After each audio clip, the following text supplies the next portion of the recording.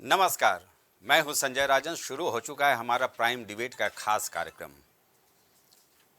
जहां तक बात की जाए, सबसे पहले हम प्राइम टीवी के सारे दर्शकों का अपने इस कार्यक्रम में बहुत बहुत स्वागत करते हैं। जाहिर सी बात है, लोकतंत्र के चुनाव का आगाज हो चुका है। अब तो चुनाव आयोग ने आम सभा चुनाव को लेकर तारीखों का ऐलान भी कर दिया है। जिस बात का इंतजार था, जिन तारीखों के ऐलान को लेकर काउंटडाउन चल रहा था, अब वो साफ हो चुका है। लेकिन तारीखों के ऐलान होते ही सियासी पारा अपने चरम पर पहुंच गया है। पहले हम बात कर ले दक्षिण भारत की रैलियों की। एक आवाज आई है विरोधी दलों के नेता राहुल गांधी की ओर से। महाराष्ट्र में कल ही उन्होंने अपने भारत जोड़ो न्याय यात्रा का समापन किया। एनडीए से दो हाथ करने के लिए चुनावी मैदान में आया इंडिया गठबंधन के तमाम नेता राहुल गांधी के मंच पर नजर आए। शरद पवार की बात की जाए, प्रियंका गांधी की बात की जाए, तेजस्वी यादव, उद्धव ठाकरे और इस तरह के तमाम चेहरों को मंच पर हम सब ने केंद्र की मोदी सरकार और भारतीय जनता पार्टी और प्रधानमंत्री मोदी पर जबरदस्त हमला करते हुए सुना।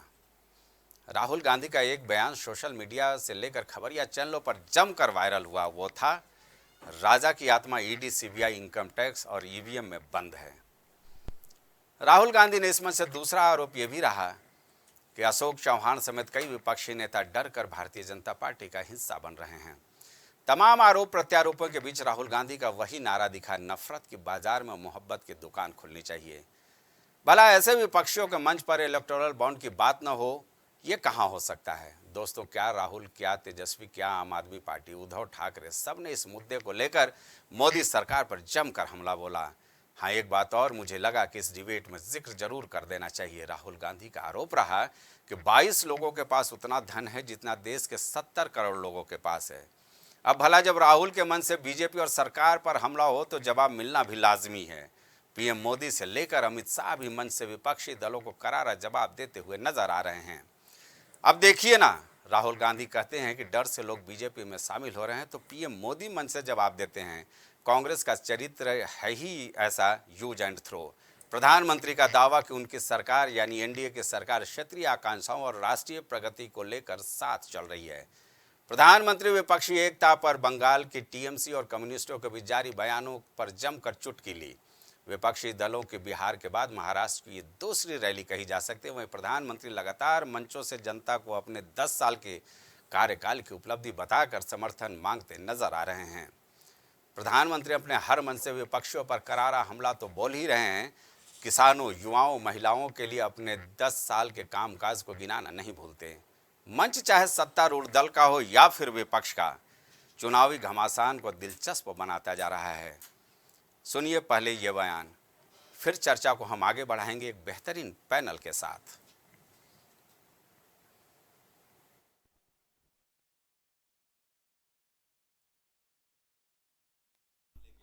लेकिन जाहिर सी बात है कि आज भी जो रैली हुई प्रधानमंत्री नरेंद्र मोदी की महाराष्ट्र के शिवमोगा में, उन्होंने एक बड़ा नारा दिया। विपक्षी दलों को एक तरह से चुनौती दिलाई कि विकसित भारत के लिए 400 पार, गरीबी कम करने के लिए 400 पार, आतंक पर प्रहार करने के लिए 400 पार, भ्रष्टाचारियों पर कार्रवाई के लिए 400 पार, किसानों के समृद्धि के लिए 400 पार और युवाओं को अवसर देने के लिए 400 पार।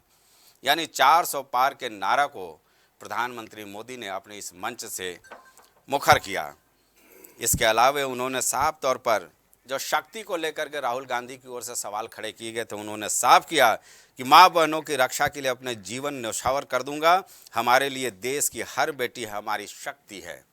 यानी कुल मिलाकर के जबरदस्त आरोप प्रत्यारोप का दौर चल रहा है। एक तरफ से सवाल खड़े किए जा रहे हैं तो दूसरे तरफ जवाब भी तैयार मिल रहा है, चाहे वो एनडीए गठबंधन की ओर से हो या फिर इंडिया गठबंधन की ओर से। यानी कुल मिलाकर सियासी पारा अपने चरम पर पहुंचता जा रहा है। कहा जा सकता है कि इस बार का सियासी घमासान जो 7 चरणों में होने जा रहा है, वो काफ़ी दिलचस्प मोड़ लेता जा रहा है। विपक्षी दलों के पास सुन लीजिए, चलिए हम अपने सहयोगी से कहेंगे कि वो बाइट सुना दें। पुजारी हूं मैं, आप शक्ति स्वरूपा सब माता बहन बेटियों का भी पुजारी हूं। और जिन्होंने कल शिवाजी पार्क में इंडिया अलायंस ने अपना घोषणा पत्र शक्ति को खत्म करने के लिए किया है। मैं इस चुनौती को स्वीकार करता हूं और मैं इन शक्ति स्वरूपा माताओं बहनों की रक्षा के लिए जान की बाजी लगा दूंगा। उनको कितना भी सताया जाए, डराया जाए, उनका बाल पक गया इनसे लड़ते लड़ते, लेकिन वो डरे नहीं, झुके नहीं। आज महाराष्ट्र में, खास तौर पे बंबई में राहुल जी ने हिंदू धर्म में शक्ति शब्द होता है। हम शक्ति से लड़ रहे हैं, एक शक्ति से लड़ रहे हैं। कांग्रेस नेता राहुल गांधी जी का बयान बहुत ही दुर्भाग्यपूर्ण है, निंदनीय है। जिन्होंने शक्ति को ललकारा है, जिन्होंने शक्ति को चैलेंज देते हुए कहा कि हमें शक्ति से लड़ना है, तो वो शक्ति तो माँ दुर्गा है, जिन्होंने महिषासुर का मर्दन किया था। वो शक्ति तो माँ सीता जो चंडी रूप में मलुकासुर का वध किया था। तो क्या ये साबित कर दिया, घोषणा कर दिया स्पष्ट रूप से कि महिषासुर श्रेणी के राहुल गांधी जी, मलुकासुर श्रेणी के मल्लिकार्जुन खड़गे जी और तमाम विपक्ष के नेता असुर श्रेणी के लोग हैं।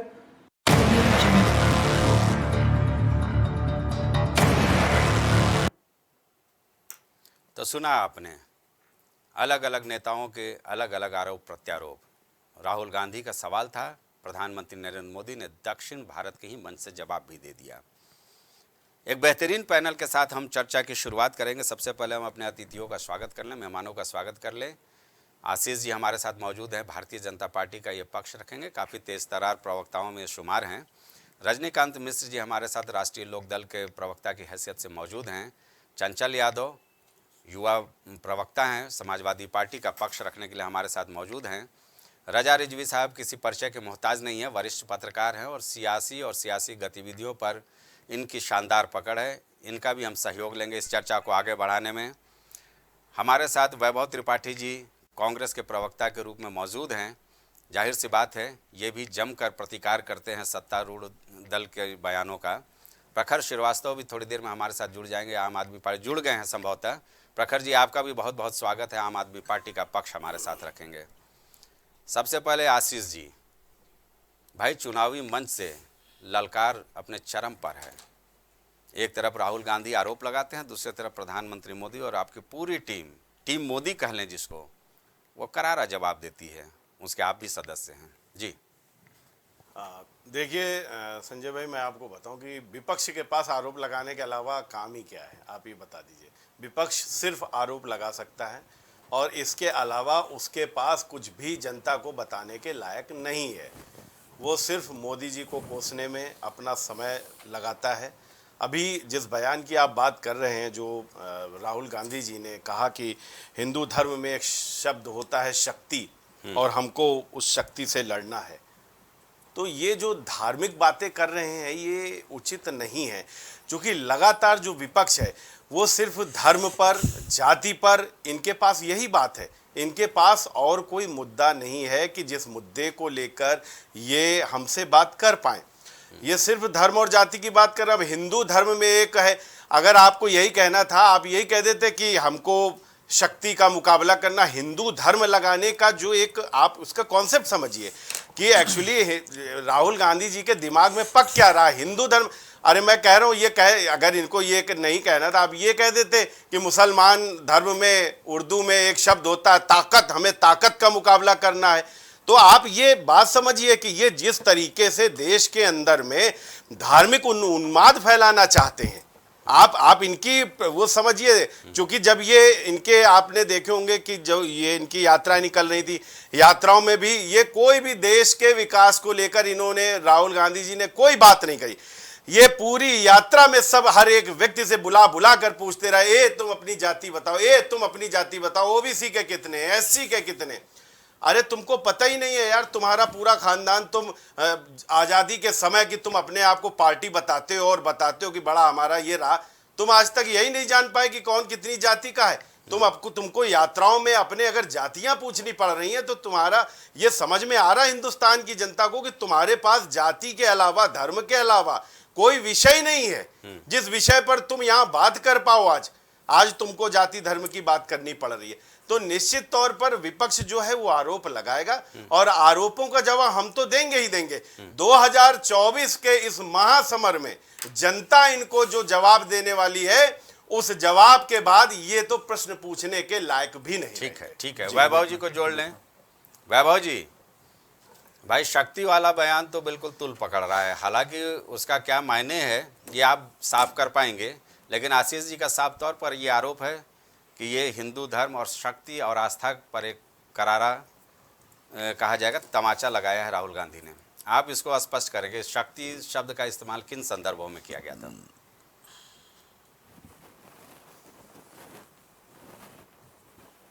10 साल में कोई उपलब्धि नहीं है, हर मामले पे विफल रहे हैं।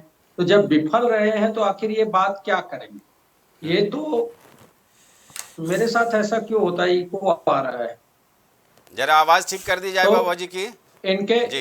इनके पास 10 साल में अपने वादे जितने किए थे इन्होंने, चाहे वो 2 करोड़ रोजगार था, किसान की आय दोगुनी थी, 15 लाख था, महंगाई कम करने की बात थी, नारियों पर अत्याचार कम करने की बात थी, उन सारे मामलों में बुरी तरीके से विफल हुई है मोदी सरकार।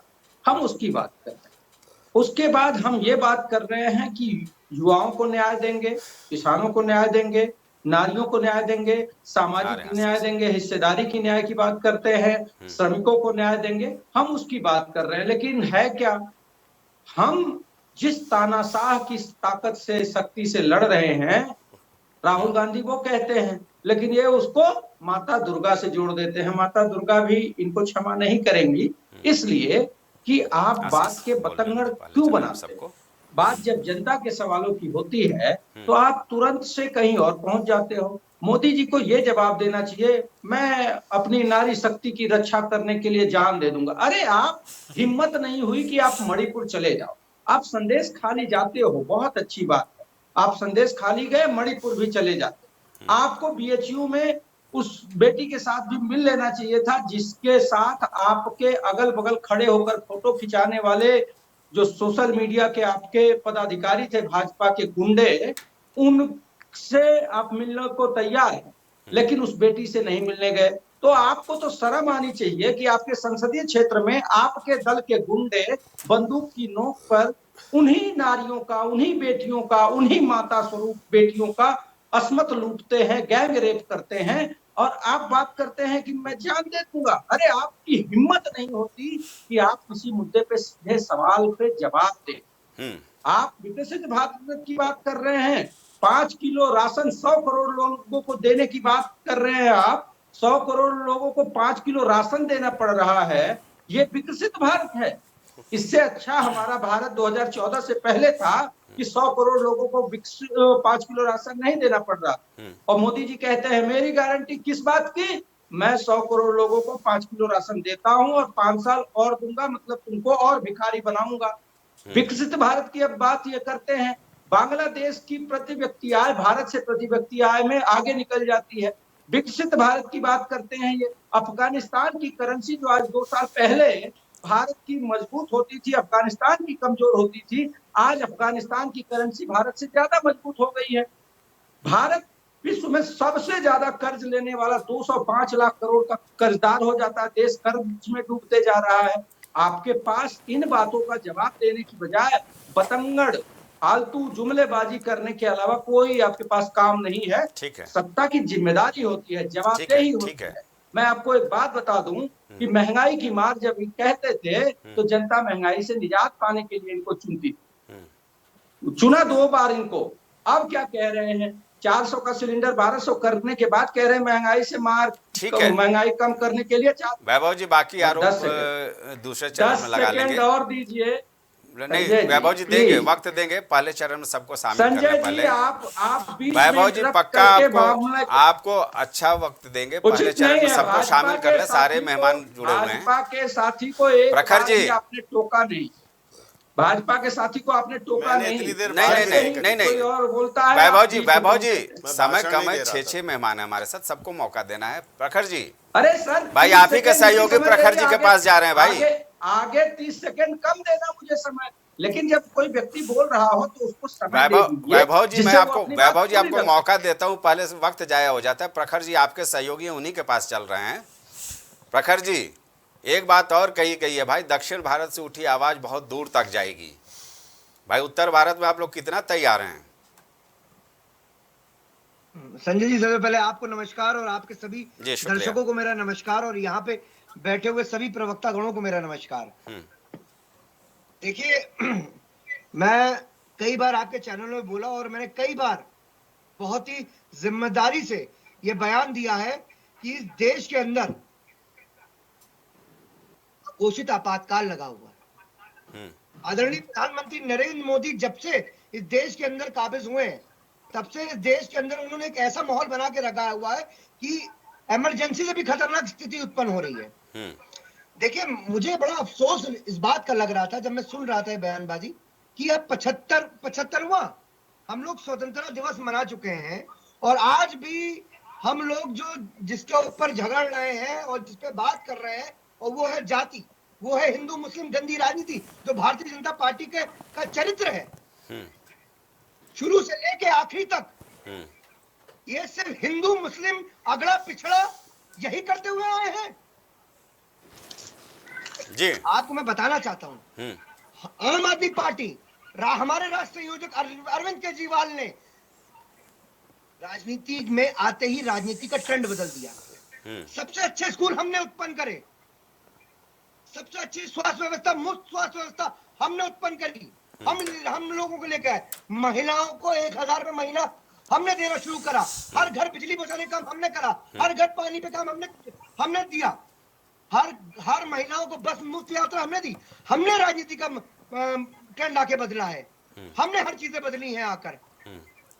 देखिए, असली राजनीति कॉन्स्टिट्यूशन ऑफ इंडिया कहती है, व्हाट इज गवर्नमेंट?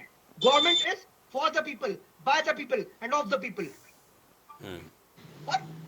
मैं संजय जी, मैं यही बताना चाह रहा हूं जी, ठीक है। कि जिस तरीके से भारतीय जनता पार्टी ने इस राजनीति को गंदा कर दिया है, हिंदू मुसलमान अगला से पिछड़ा, सिख से ईसाई को लड़वा रहे हो आप जाति में आप एक गैप बना दे रहे हो। हम गर्व से हिंदुस्तानी है। जब हम लोग सड़कों पे जब निकलते हैं तो हम लोगों का नारा होता है, हिंदू मुस्लिम सिख ईसाई आपस में है भाई भाई। जब माननीय सांसद संजय सिंह जब लखनऊ की सड़कों पर, उत्तर प्रदेश की सड़कों पर जब लेके निकलते हैं, तिरंगा अपने हाथों में गर्व से लेके निकलते हैं, और वो इनके मुंह से सिर्फ एक नारा निकलता है, हिंदू मुस्लिम सिख ईसाई आपस में है भाई भाई। ठीक है, आपस में है भाई भाई। अब जरा रजनीकांत जी को मैं इस चर्चा में शामिल कर लूँ। चंचल को ले लीजिए, हम ही को। रजनीकांत जी, पहले आपसे ले लें पक्ष, है ना। मैं असल में एक सत्तारूढ़, एक एनडीए और एक इंडिया गठबंधन के तर्ज पे चल रहा हूँ। बैलेंस बनाए जी। तो रजनीकांत जी, आपसे सवाल है कि भाई शक्ति को लेकर के जो आरोप प्रत्यारोप रहा बीजेपी और कांग्रेस की ओर से, वो तो देख लिया आपने। वो शक्ति स्ट्रेंथ की बात हो रही थी या उस शक्ति की जो सार्वभौम है, वो अलग बात है, चर्चा का। सियासतदान अपने ढंग से उसका मायने निकालते हैं। जाति को लेकर के लगातार जिस तरह से आशीष जी ने बयान दिया यहाँ पर कि कांग्रेस जातिवाद में बांटना चाहती है, क्षेत्रवाद में बांटना चाहती है, आप भाई इस सियासत से कितना इत्तेफाक रखते हैं राष्ट्रीय लोकदल की हैसियत से? हालांकि आप हैं एनडीए के पार्ट। अब डिबेट में भी अभी फोन कर रहे हैं। देखिए, हिंदुस्तान की राजनीति में जब से मैं देख रहा हूं और अपने बुजुर्गों से जो सुना है, जाति तो राजनीति से गई नहीं कभी। देश की आज़ादी के बाद से ही जाति की बात हुई। कभी हुआ कांग्रेस के साथ पंडित थे और दलित थे, कौन थे, कभी किसके साथ कौन थे, कभी तो ये एक जो चीज़ है ना, इस पे बहस करना और इस पे बात करना कि कोई नहीं करता, तो ये बातें कुछ बेमानी होगी। क्योंकि मैं आज़ादी के बाद से एक अच्छा खासा उम्र मेरा भी हो गया है और हमने बुजुर्गों से सुना भी है कि जाति हिंदुस्तान के, और ख़ास तौर से अब जिस प्रदेश में मैं बैठा हूँ जी, इससे इस बात को इग्नोर नहीं किया जा सकता कि ये चुनावी राजनीति में इसका कोई समीकरण नहीं होगा। ये होगा, ये होना है और ये होगा। अब देखिए, दूसरी बात यह है कि देखिए, संघर्ष है, सत्ता की लड़ाई है, चुनाव आ गया है, हर लोग अपनी अपनी बात कहेंगे। जी, चुनाव जीतने के लिए अपनी बात करेंगे, अपनी बातें उठाएंगे।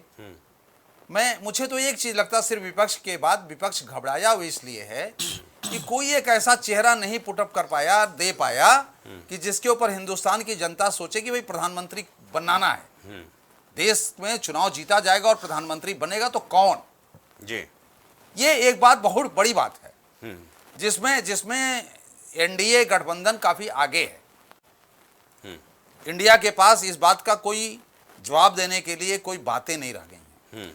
मेहनत हो रहा है, सभी अपने चुनावी फायदे के लिए मेहनत करते हैं। राहुल गांधी ने यात्रा निकाली, मोदी जी भी दौड़ा कर रहे हैं, हम लोग भी जहां लड़ रहे हैं कर रहे हैं, इनके साथ लगे हुए हैं एनडीए के साथ। और बेसिक में राष्ट्रीय लोकदल की बात तो देखिए, हम तो किसानों की पार्टी हैं और किसानों की बात करते हैं और हम सब जातियों की बात करते हैं और सब जातियों के साथ रहते हैं। ठीक है चंचल, सुना आपने रजनीकांत जी को। भाई आपके पास कोई चेहरा नहीं है साफ तौर पे। देखिए अभी मैं रजनीकांत जी से शुरू करता हूं। आपने एक बात का जिक्र किया कि विपक्ष घबराया हुआ है। अभी एक महीने पहले तक विपक्ष में आप भी थे, कितनी घबराहट से हम लोग देख रहे थे, कैसे कैसे घबराए दिखते थे आप। हम लोग साथी हुआ करते थे। हमने आपसे इसीलिए अलग हुआ। नहीं मैं इसीलिए आप इतना घबराए हुए थे कि मेरा रहना ठीक नहीं। मैं समझ गया, कोई बात नहीं। रजनीकांत जी पहले चरण में बात आ जाए। मैं समझ गया। और राजनीतिक एक और सवाल था, मुझे याद है रजनीकांत जी से ही एक सवाल उठा था कि प्रधानमंत्री पद का चेहरा कौन होगा। इन्होंने ही जवाब दिया था, मैं जवाब दे देता हूँ आपको। देखिए, जब लोकसभा का चुनाव हो रहा है तो हमारे यहाँ लोकसभा के सदस्य चुने जाते हैं, उस सदस्य जो है प्रधानमंत्री का चयन करते हैं। यह है नियम, ठीक है। और हम लोग उसी बिहाफ पे जनता के बीच में जा रहे हैं और ये जनता चुनाव लड़ रही है। मैं आपको बता दूं संजय जी, ये चुनाव जनता लड़ रही है और ये चुनाव जनता बनाम बीजेपी का कुशासन है। अब आता हूं मैं उन बातों पे जो आपने स्टार्ट करा था कि प्रधानमंत्री जी ने महाराष्ट्र में रैली की थी और होगा भ्रष्टाचार पे वार, अब की बार 400 के पार। जब प्रधानमंत्री जी बोल रहे थे होगा भ्रष्टाचार पे वार, तो आपको मुझे 2-2.5 महीने पहले एक वीडियो याद आ गई थी कि उन्हीं के बगल में अजीत पवार खड़े थे। 70,000 करोड़ का घोटालेबाज अजीत पवार बगल में खड़ा था और बगल में छगन भुजबल खड़े थे, नारायण राणे खड़े थे, बगल में अशोक चौहान खड़े थे। आपको याद होगा आदर्श सोसाइटी घोटाला, जो आदर्श उम्मीदवार बना करके उन्होंने राज्यसभा भेजने का काम किया। सारे के सारे भ्रष्टाचारी प्रधानमंत्री जी के बगल में खड़े थे। मैं आपको बताऊं संजय जी एक बात और, यही प्रधानमंत्री जी हैं जो कहते थे कि मेरे शरीर का ताप इतना तेज है कि मेरे बगल में जो भ्रष्टाचारी खड़ा होगा भस्म हो जाएगा। और वो सारे के सारे भ्रष्टाचारी मुस्कुरा रहे थे प्रधानमंत्री जी के ऊपर। वाह प्रधानमंत्री जी, क्या फेंकते हैं आप। आपका फेंकने में कोई शान नहीं है कि आप चंद दिनों पहले 70,000 करोड़ के भ्रष्टाचारी को आप कहते थे कि भ्रष्टाचार, नेशनल करप्ट पार्टी की बात करते थे, और वही भ्रष्टाचारी आपकी गोद में जाके बैठ गया है। शर्म आनी चाहिए। मैं आता हूं इलेक्ट्रल बॉन्ड के ऊपर। आज भ्रष्टाचार की बात हो रही है, दुनिया के पेपर, दुनिया के देश हमारे देश के ऊपर हंस रहे हैं कि अभी तक का सबसे भ्रष्ट अगर कोई सरकार रही है तो भारतीय जनता पार्टी रही है। आप सोचिए, वो लोग जो है इतने संवेदनहीन सरकार, आपको बता दूं मैं कि कम से कम जो कोरोना वैक्सीन बना रही है उससे भी चंदा खा गई है चंदाजीवी लोग, और चंदा खा गए। और मैं बता दूं, चंदा खाने का इनका इतिहास है। ये चंदा इनको हर जगह चाहिए, क्योंकि चंदा दो धंधा लो, बीजेपी का नारा है, चंदा दो धंधा लो। और रजनीकांत जी बता दूं, विपक्ष घबराया नहीं है।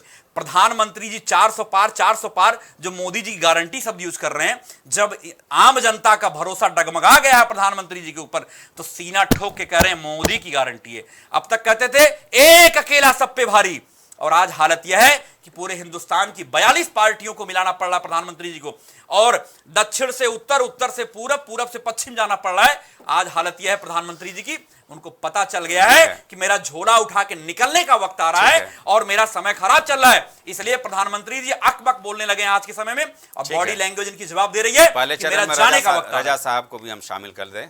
रजा साहब, आपसे 2 चीजों पर मैं चाहूंगा कि आप अपना तर्क प्रस्तुत करें। पहला तो ये कि कहा जाता था कि राजनीति में धर्म होना चाहिए, लेकिन धर्म पर राजनीति नहीं होना चाहिए। और दूसरा ये, जो यहाँ के प्रवक्ताओं को आपने सुना, चाहे वो सत्ता पक्ष हो या विपक्ष हो, धर्म जाति की राजनीति कितना घातक है देश के लिए। देखिए, आपने शुरुआत जो है वो शक्ति के शब्द से किया है, तो आप देखिए, अगर राहुल गांधी ने वो शक्ति की बात कही है जी, तो जाहिर सी बात है 2014 में आम जनता ने वोट दे करके मोदी जी को प्रधानमंत्री बनाया, यानी उनको एक पावर, एक उनको ताकत दी। जाहिर सी बात है, उनको ताकत दिया, 2014 में प्रधानमंत्री बन गए। 2019 में 303 सीट दे करके भारतीय जनता पार्टी को उनको फिर प्रधानमंत्री बनाया, फिर उनको पावर दिया। तो जब पावर आम जनता देती है, आम जनता वोट दे करके किसी को भी प्रधानमंत्री बना सकती है, एक शक्ति दे सकती है, एक पावर दे सकती है, तो पावर देकर के उनको प्रधानमंत्री बना दिया। तो इसमें किसी को कोई अतिशयोक्ति नहीं होना चाहिए। एक बड़ा पावर दिया प्रधानमंत्री, एक देश का प्रधानमंत्री बहुत ही महत्वपूर्ण होता है, एक संवैधानिक पद है बड़ा। लेकिन एक तरीके का पावर ये भी है कि दुर्गा जी जो है वो शक्ति देती है, लक्ष्मी जी धन देती है, अन्नपूर्णा जी अन्न देती हैं, सरस्वती जी विद्या देती हैं। तो जाहिर सी बात है ये भी एक शक्तियां, ये भी एक पावर है, चाहे विद्या देना, चाहे अन्न देना, चाहे शक्ति देना, चाहे धन देना। तो अब प्रधानमंत्री जी भाई बड़े हैं, जानकार हैं, देश दुनिया में जाते हैं आते हैं। अब उन्होंने शक्ति की जो बात कही कि महिलाएं और हमारी बहनें शक्ति है, तो जाहिर सी बात है वो भी एक शक्ति है, इसमें कोई दो राय नहीं है। अब शक्ति का आशय क्या था, ये तो राहुल जी से पूछने की जरूरत है कि शक्ति पावर की है कि शक्ति उन्होंने किसी धर्म के बारे में कहा है। अगर धर्म के बारे में कहा है तो प्रधानमंत्री जो बात कह रहे हैं वो बिल्कुल ठीक कह रहे हैं, वो गलत नहीं कह रहे हैं कि साहब महिलाएं जो है वो हमारी शक्ति के प्रतीक है और हमारी बहनें शक्ति के प्रतीक है। तो कहीं ना कहीं ये जो बात आई है तो भारतीय जनता पार्टी और को कहीं ना कहीं मौका जो है विपक्ष कुछ ऐसी कहे जाता है कि वो कहीं ना कहीं मौका मिल जाता है इस बात को कहने के लिए। देखिए 2024 का चुनाव बहुत ही इंटरेस्टिंग है संजय जी और बहुत शानदार है। भारतीय जनता पार्टी ने जो कहा कि साहब 370 सीटें भारतीय जनता पार्टी की होगी और 400 से ऊपर जो है वो हमारी एनडीए की होगी। तो मैं एक गणित देख रहा था संजय जी कि भारतीय जनता पार्टी 2019 में, बहुत कम समय में आपकी बात को खत्म करूंगा, 2019 में 303 सीट बीजेपी पाई।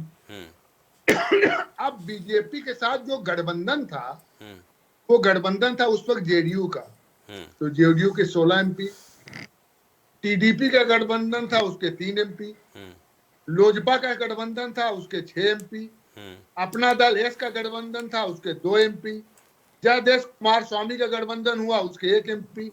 इस तरीके से मिला के 28 एमपी जो ये होते हैं। अगर 330 में 28 ये मिला दीजिए 2019 के आंकड़े के हिसाब से तो 331 सीटें गठबंधन की होती है। अब इधर आ जाइए आप, टीएमसी की सीट 22 है, टीएमसी ने गठबंधन नहीं किया, कांग्रेस को कोई सीट नहीं दी है पश्चिम बंगाल में, बीजेडी ने किसी से गठबंधन नहीं किया है, ना भारतीय जनता पार्टी से किया ना किसी से किया, गठबंधन नहीं किया। बीएसपी ने किसी से गठबंधन नहीं किया, 10 सीट उसके पास 2019 में। बीआरएस ने किसी से गठबंधन नहीं किया, 9 एमपी है 2019। वाईएसआरसीपी ने किसी से गठबंधन नहीं किया, 22 एमपी है उसके पास। ये टोटल मिला के 75 एमपी होते हैं 2019 के हिसाब से। अब अगर सरकार भारतीय जनता पार्टी की बनती होगी, ये गठबंधन इसमें जुड़ जाएगा तो आप समझिए ये 406 सीट होती है। तो कहीं ना कहीं भारतीय जनता पार्टी अगर कह रही है तो कहीं ना कहीं वो अपना, चाहे वो चौहान को ले आवे मध्य प्रदेश, वहां से महाराष्ट्र से पूर्व मुख्यमंत्री को, और चाहे यहाँ आरएलडी से रणनीति तो उनकी बन ही रही है। लेकिन जाहिर सी बात है इंडिया गठबंधन भी बना करके वो उतर रहे हैं, इंडिया गठबंधन भी पूरी ताकत से मैदान में। आशीष जी, वैभव जी आपके पास आते हैं या आप पहले बोल लेंगे? वैभव जी बोल लीजिए, ठीक है, फिर आशीष जी जवाब दे लूं चूंकि पिछले भी इनकी देखिए ऐसा है सुन लो वैभव की बात सुन लो, रजा साहब कह रहे हैं, रजा साहब बिल्कुल ऐसी बात कह रहे हैं जैसे कोई स्क्रिप्ट इनको पकड़ा दी गई हो कि देखिए जी ऐसे नहीं ऐसे नहीं, ये डाटा है भाई। वैभव जी आप कहाँ चले जाते हैं, ये सब डाटा है, हर जगह उपलब्ध है। अरे सुन तो लीजिए, बोलिए। मैंने कोई उनके बात के लिए टिप्पणी नहीं की, वो जो स्वतंत्र हैं बोलने के लिए। लेकिन सवाल ये है कि जिस तरीके से ये बात कह रहे हैं कि ये सीटें जुड़ जाए, वो सीटें जुड़ जाए, अरे जनता के पास भी चले जाइए रजा साहब। जनता क्या कह रही है? महंगाई बेरोजगारी से त्रस्त जनता ये कह रही है कि जो मोदी कहता था कि भ्रष्टाचारियों को जेल में डालेंगे, वो भ्रष्टाचारियों को भाजपा में ले आ रहा है। अभी एक मैं सोशल मीडिया पे देख रहा था, उसने कहा जी जितने विपक्ष के नेताओं को भाजपा ने शामिल कराया है पार्टी में, अगर एक साथ सारे वो वापस चले जाए अपने दलों में तो भाजपा मुक्त भारत हो जाएगा।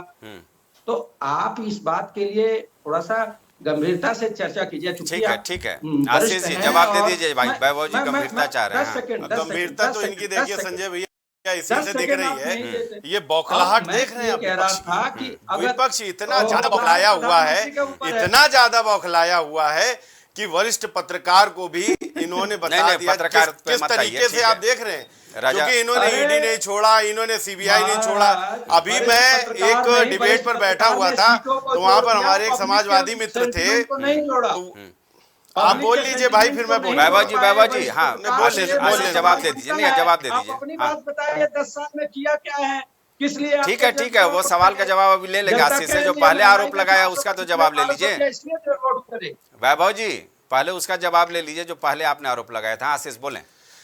देखिए संजय भाई, इनकी बौखलाहट इसी चीज से समझ में आ रही है कि ये दुनिया में किसी को नहीं छोड़ रहे हैं, चाहे मीडिया हो, संवैधानिक संस्थाएं हो, कोई भी हो, वो तुरंत ये बता देते हैं कि आप सब स्क्रिप्टेड हैं। और अभी मैं एक डिबेट पे बैठा हुआ था एक दूसरे चैनल पर, तो वहां हमारे एक समाजवादी मित्र है, उन्होंने चुनाव आयोग पे अभी तुरंत बोल दिया, कल वो तो मिला हुआ है मोदी से।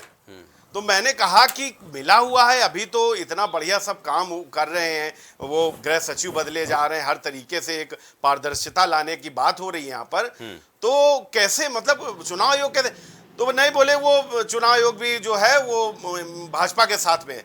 तो मैंने कहा पहले से ही पूरा प्लान बना के बैठ रहे हैं कि अगर जब हम हारेंगे तो हम मीडिया को तो बता ही रहे थे, हम संवैधानिक संस्थाओं को तो बता ही रहे थे, अब हम चुनाव आयोग को भी उसमें ला रहे हैं कि चुनाव आयोग। फिर उनसे पूछा गया तो उन्होंने कहा नहीं हम 80 की 80 जीत रहे। तो मैंने कहा फिर जब चुनाव आयोग बेईमान है तो आप 80 कैसे जीत रहे हो?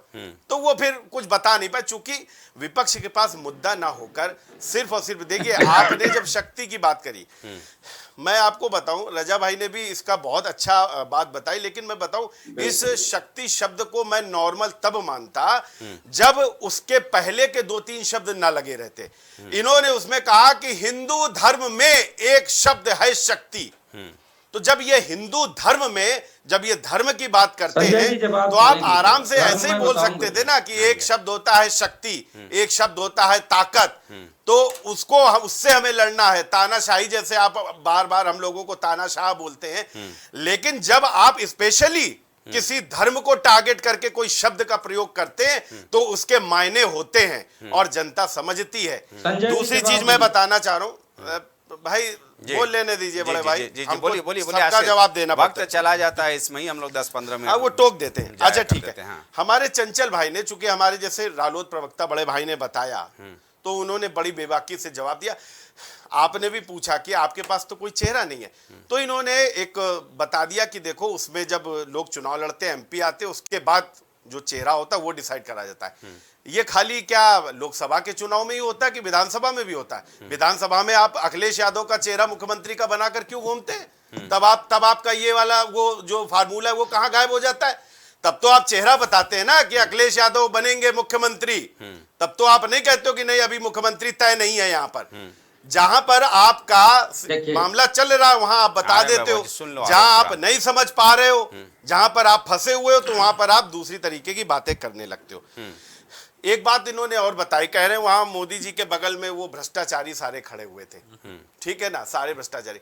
तो मैं इसमें सिर्फ इतनी बात कहूंगा, इसमें बहुत ज्यादा कमेंट नहीं करूंगा। मैं इतना ही कहूंगा कि विपक्ष खुद मानता है कि वो भ्रष्टाचारी है, वो विपक्ष है जो है वो भ्रष्टाचारी है। और राहुल गांधी ने एक और सवाल खड़े किए थे अशोक चौहान को लेकर के, कि उन्होंने, अशोक चौहान ने सोनिया गांधी को फोन करके ये बोला था कि भाई मैं जेल नहीं जाना चाहता। अब ये राहुल गांधी ने ये बात कही है, तो राहुल गांधी की बातें तो आप कितना सारे लोग क्या उनको मानते हैं? अब अगर मैं बोलूंगा तो मुझे चैनल पे चूंकि आचार संहिता लागू हो चुकी है, के बड़े नेता हैं राहुल नहीं, अब आचार संहिता लागू हो चुकी तो मुझे कई चीजों का ध्यान रखना पड़ेगा। जातिगत टिप्पणी नहीं करनी है, धार्मिक टिप्पणी नहीं करनी, ये चूंकि ये सारी डिबेट अब चुनाव आयोग की नजर में है, तो मैं अब इस पर ज्यादा तो नहीं बोलूंगा। लेकिन मैं इतना जानता हूं कि राहुल गांधी को जो देश की जनता है वो किस भाव से देखती है और उनकी बातों का कितना असर है, ये सब जानते हैं। चलिए आपका जवाब ले लेते हैं। वैभव जी बहुत बेचैन है, फिर चंचल आते हैं जी, बताएं।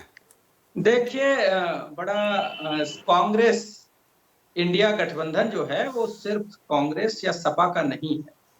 इंडिया गठबंधन संविधान बचाने के लिए है, गरीबों की जनभावनाओं का गठबंधन। इस वजह से जब इसमें संविधान की बात होती है तो हम संविधान सम्मत सिर्फ अखिलेश यादव जी या समाजवादी के साथ ही नहीं निर्धारित कर सकते, या शिवसेना के साथ ही नहीं कर सकते, या कांग्रेस के लोग नहीं निर्धारित कर सकते कि नियम क्या हो या कौन नेता हो।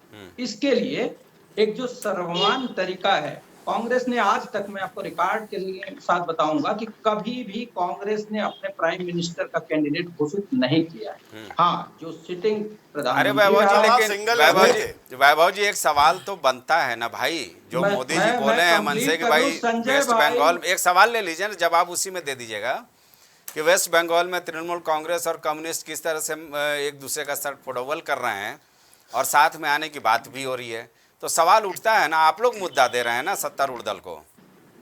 अरे सुन तो लीजिए भैया, जी, मुद्दा ये नहीं है कि कौन दल किसके साथ है किसके साथ नहीं है। मुद्दा ये है, गरीब जनता ये कह रही है 5 किलो राशन हमको दे रहा है बंदा, तो गठबंधन क्यों कर रहे थे फिर आप? मुद्दा ये नहीं है, गठबंधन के लिए 6-6 मीटिंगें कर रहे थे, वो किस लिए कर रहे थे फिर आप? जब मुद्दा गठबंधन का नहीं है तो फिर क्यों आप लोग गठबंधन कर रहे थे? ठीक है आशीष, बोल लें दो, वैभव जी को बोल लें दो, अगर इस तरीके से डिबेट करनी है तो मुझे न बुलाइए। जी जी, जल्दी बोले सर, समय जाया हो जाता है आधा। भाषण देंगे बड़े भाई, कैसे काम चलेगा?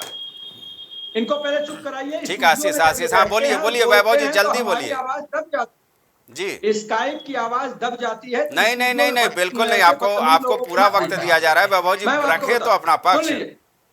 सवाल बड़ा ये है कि जनता के मूल मुद्दों की बात नहीं कर रहे हैं। ना इन्होंने 10 साल की किसी उपलब्धि की बात की, ना ही इन्होंने 5 किलो राशन और 1200 के सिलेंडर की बात की, ना ही प्रधानमंत्री के संसदीय क्षेत्र में भाजपाई गुंडों द्वारा गैंगरेप पे मौन है, प्रधानमंत्री मणिपुर पे मौन है, उस पर बात की।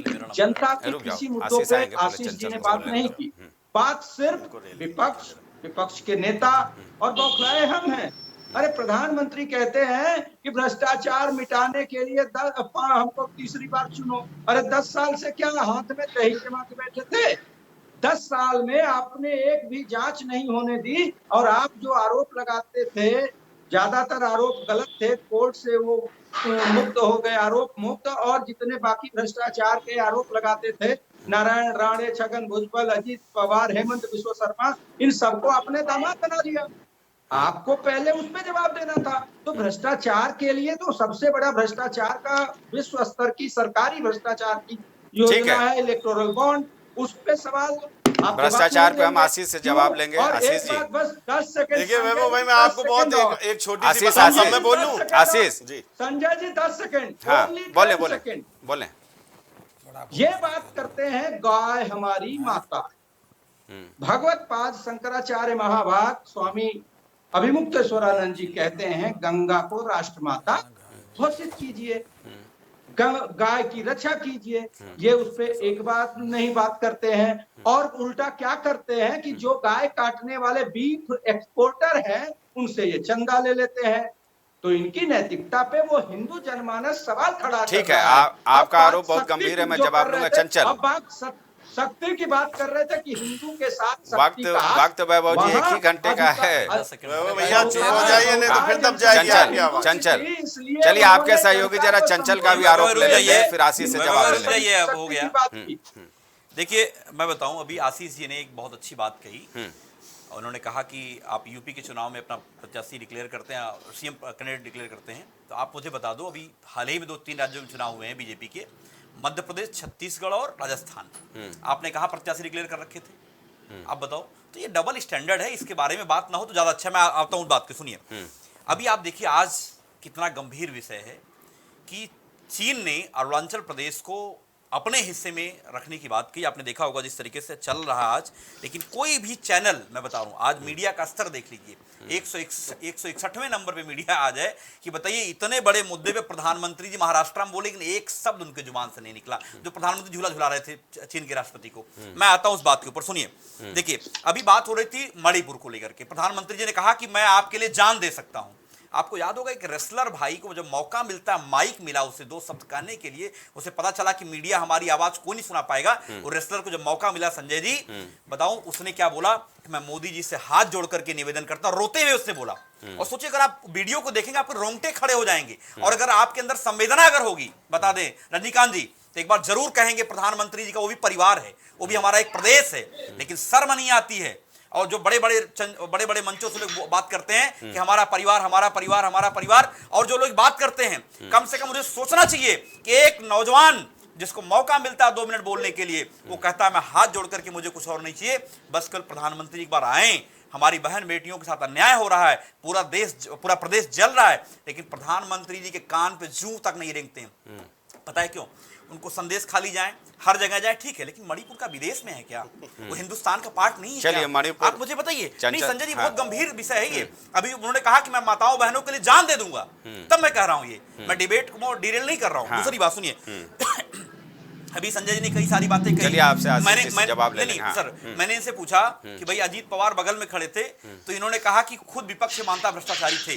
अरे भाई ये विपक्ष नहीं कहा, प्रधानमंत्री जी ने आरोप लगाए थे। आपको अपने प्रधानमंत्री की बातों पर विश्वास नहीं है क्या? मैं बता दूं, और सच बताऊं, भरोसा नहीं रहा, बीजेपी के प्रवक्ताओं को भरोसा नहीं है, पूरी जनता को भरोसा नहीं, इसलिए प्रधानमंत्री कहते हैं ये मोदी की गारंटी है, मोदी की गारंटी है। अब 56 इंच सीना पता नहीं कहां चला गया है। अरे आप बात करते अगर तो कम से कम चाइना ने इतनी बड़ी बात कही है, प्रधानमंत्री जी को आज प्रेस कॉन्फ्रेंस करनी चाहिए थी। 10 साल हो गए प्रधानमंत्री ने किसी की डिबेट का किसी भी मुद्दे के ऊपर कभी कोई बात नहीं रखी है, जो मुद्दा आता है उसे भाग जाते हैं। अब सुनिए दूसरी बात आ गई जिसके ऊपर आपने डिबेट रखी है, शक्ति की बात हो रही थी। आदरणीय राहुल गांधी जी ने जिस बात को कहा वो हम सब जानते हैं, लेकिन बीजेपी के लोग फंसते हैं तो धर्म के पीछे छुप जाते हैं, आपने देखा होगा।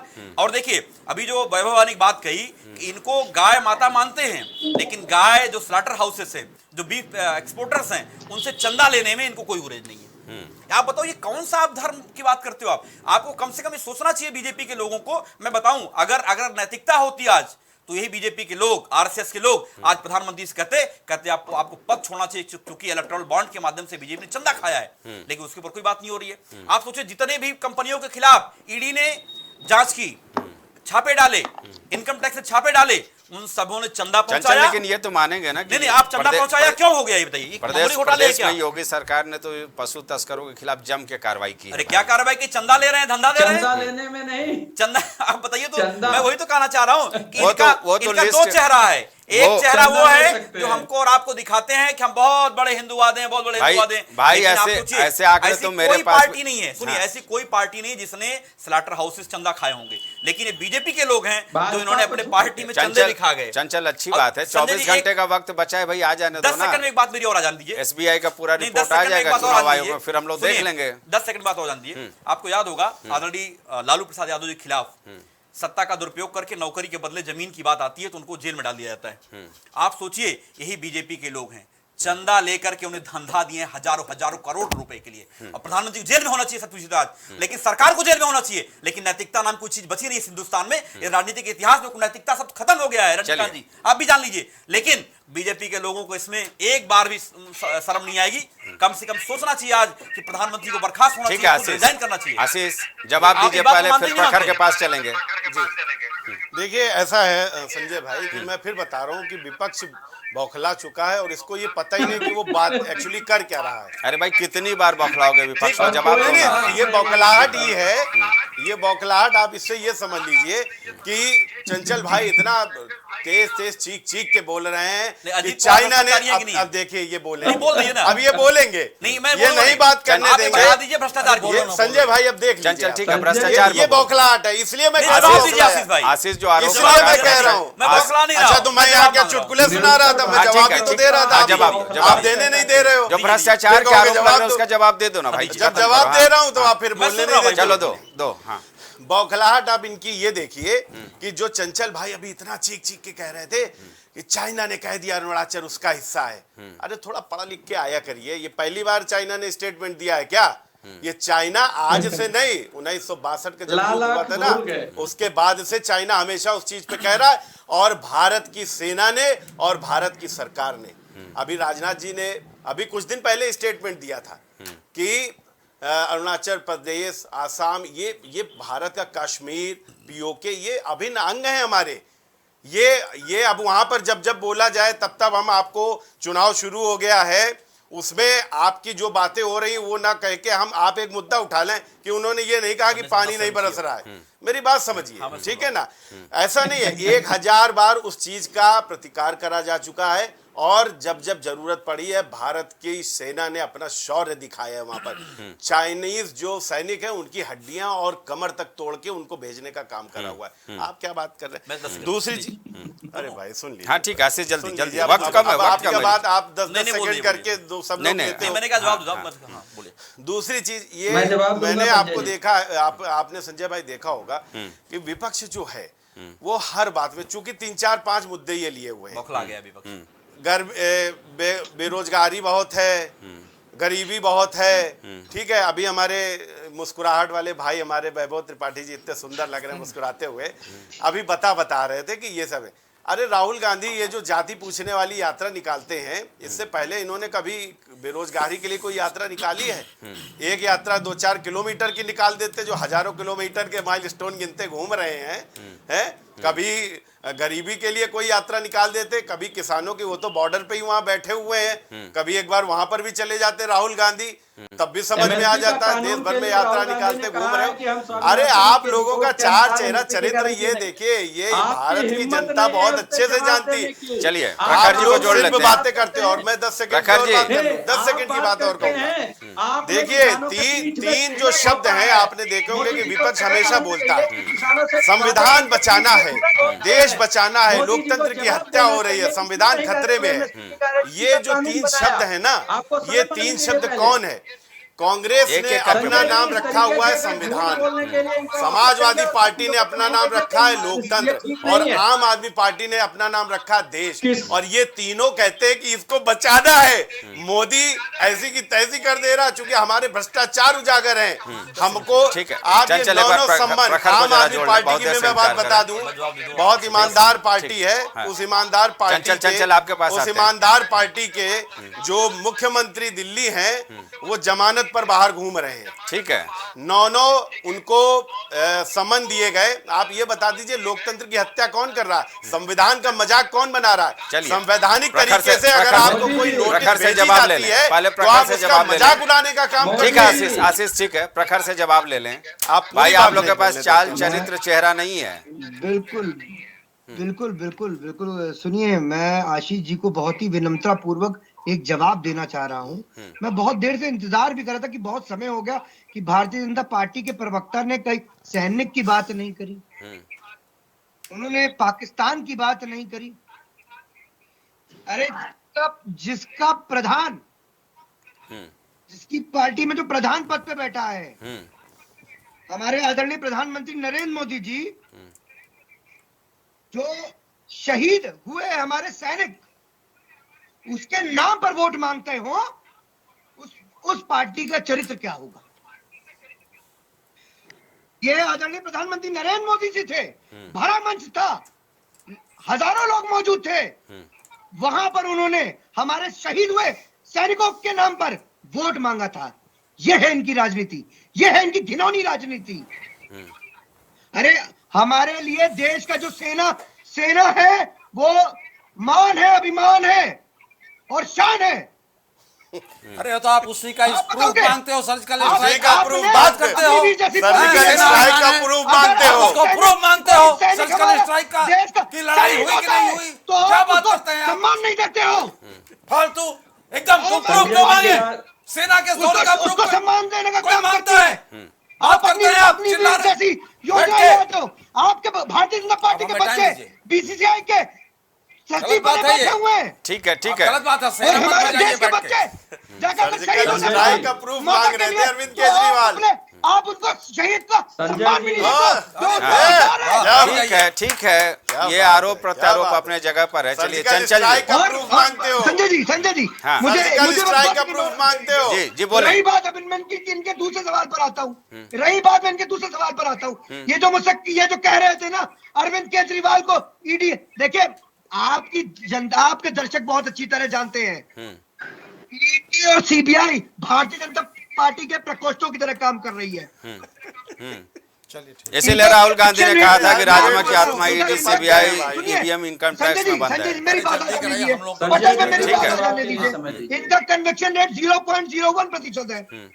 ठीक है चंचल, ये जो ईडी सीबीआई है ये छोड़ी गई है, विपक्षी आवाज दबाने अरे वो तो राहुल गांधी बोल दिए भाई कि आत्मा बंद है उसमें। हाँ ठीक है चंचल बोलिए, वक्त मगर कम है। घबराओ मत। एक बात मैं कही। आशीष जी से आपके चैनल के माध्यम से कहना चाह रहा हूँ, घबराओ मत। ठीक है, कल ठीक है। संजय सिंह राज्यसभा के अंदर प्रखर जी वक्त कम है। ठीक है, नकेल डाल के रखेगा। आपकी बात आ गई है, वक्त कम है, 5 मिनट का समय बचा है। हाँ चंचल बोलिए। देखिए मैंने एक बात कही है, आशीष जी ने कही थी, अरुणाचल प्रदेश बहुत पहले से बात करता रहा है चाइना, आपको याद होगा कुछ हिस्सों की बात करता था और आज वो पूरे प्रदेश की बात कर रहे हैं। हिस्सों की बात नहीं करता है भाई, फिर आपको याद होगा चंचल भाई रेजांगला, ठीक है, लड़ाई कहाँ अरुणाचल और नहीं करी है। रेजांगला, हम अरुणाचल पे क्यों चर्चा बात करी और मुंह तोड़ जवाब दिया है सरकार ने। ये डिबेट को क्लियर करने वाली बात है।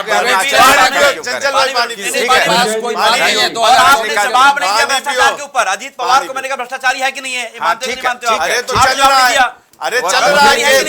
अगर अजीत पवार भ्रष्टाचारी है कि नहीं है? अगर भ्रष्टाचारी सुन लीजिए, चल रहा है, ईडी पे कार्रवाई चल रही है और जिस दिन साबित हो गया जेल भेजने का काम हम करेंगे, हम भेजेंगे जेल। आशीष और चंचल दोनों शांत हो जाइए, वक्त कम है। आखिरी कमेंट हम ले लें जरा रजा रिजवी साहब से।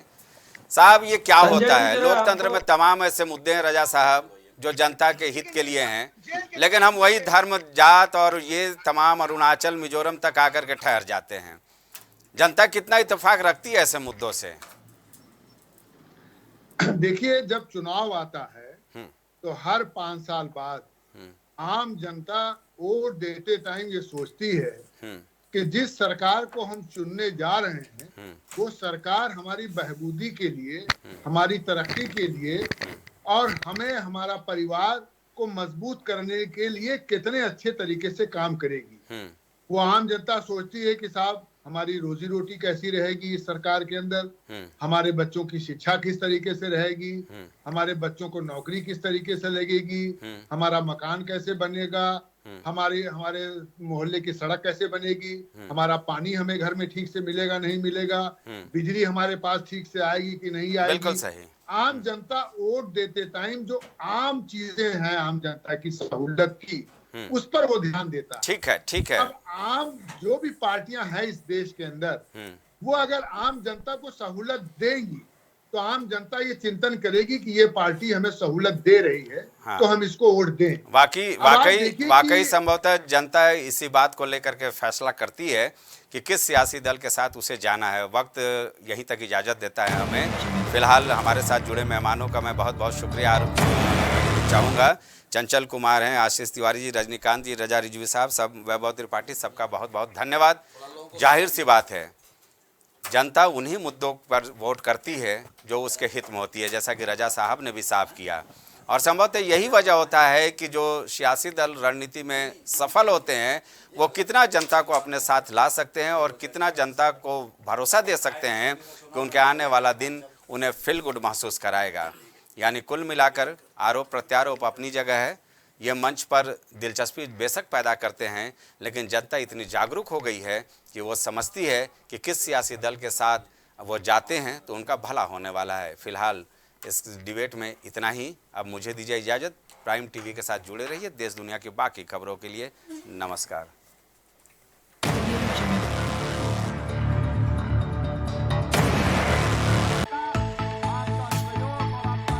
कुछ भाव पुष्प। आप देख रहे हैं प्राइम टीवी, सच साहस सरोकार। प्रधानमंत्री श्री नरेंद्र मोदी का संकल्प है कि देश का हर नागरिक पोषित, सशक्त और समर्थ बने। जब पूरा विश्व इस सदी की सबसे बड़ी महामारी कोविड-19 से जूझ रहा था, उस दौरान प्रधानमंत्री श्री नरेंद्र मोदी जी के नेतृत्व में भारत सरकार ने प्रधानमंत्री गरीब कल्याण अन्न योजना का संचालन कर देश के गरीबों की खाद्य सुरक्षा सुनिश्चित की। इसी संवेदनशीलता को जारी रखते हुए आज 80 करोड़ से भी ज्यादा लोगों को मुफ्त अनाज दिया जा रहा है। सभी को अनाज, पोषित समाज। हरि कृपा रामबाण तेल इस्तेमाल करने का क्या प्रभाव पड़ा? मैम हमने टीवी पे ऐड देखा रामबाण तेल का, तो उसको मैं बच्चों से कह के मंगवाया। मेरे घुटनों में दर्द काफ़ी देरों से रहती थी, फिर उसको मैं 10-15 दिन इस्तेमाल किया। उसके बाद मेरे को काफ़ी राहत महसूस हुई, कामकाज में भाग दौड़ में मेरा काफ़ी मतलब ठीक ठाक रहा। अब उससे हमको बहुत ज़्यादा राहत है, मैं मार्केटिंग का काम अपने आराम से कर लेता हूँ।